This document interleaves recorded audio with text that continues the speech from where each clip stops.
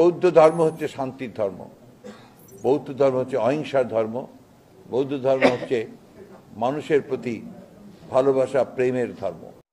আমরা দেখি গত কয়েক মাস আগেও আমাদের দেশে একজন নেতা বলেছিলেন বৌদ্ধ ধর্ম শান্তির ধর্ম। তিনি একজন মুসলমান, তিনি 95% মুসলিম প্রধান দেশের নেতা, তিনি একটা সংখ্যাগরিষ্ঠ দলের নেতা, তিনি বললেন বৌদ্ধ ধর্ম শান্তির ধর্ম।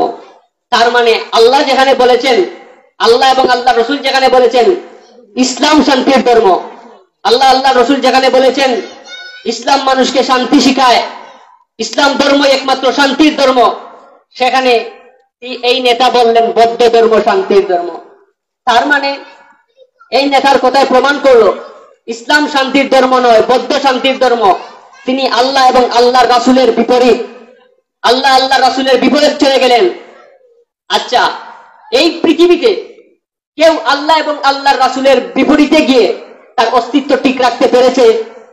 পারে নাই। আল্লাহর বিপরীতে গিয়ে ফেরাউনের অস্তিত্ব থাকে নাই, আল্লাহর বিপরীতে গিয়ে হামানের অস্তিত্ব থাকে নাই, আল্লাহর বিপরীতে গিয়ে কারুনের অস্তিত্ব থাকে নাই, আল্লাহর বিপরীতে গিয়ে হারুনের অস্তিত্ব থাকে নাই, আমরা আল্লাহর বিপরীতে গিয়ে নমরুদের অস্তিত্ব থাকে নাই, রুতবা, সায়বা, আবুল হাব কারো অস্তিত্ব থাকে নাই। তাহলে এরকম নেতারও অস্তিত্ব থাকবে না।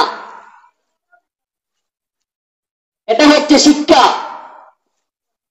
কারণ আবুল আহাব এদের থেকে শিক্ষা এখন নেওয়া দরকার নাই, একটু বেক করলেই শিক্ষা পাওয়া যায়।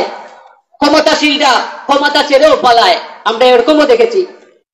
তো শিক্ষা বাস্তবতা থেকেও নেওয়া যায়, শুধু ইতিহাস পড়ে শিক্ষা নেওয়া হয় না। আপনার জীবন থেকেও আপনি শিক্ষা নিতে পারবেন।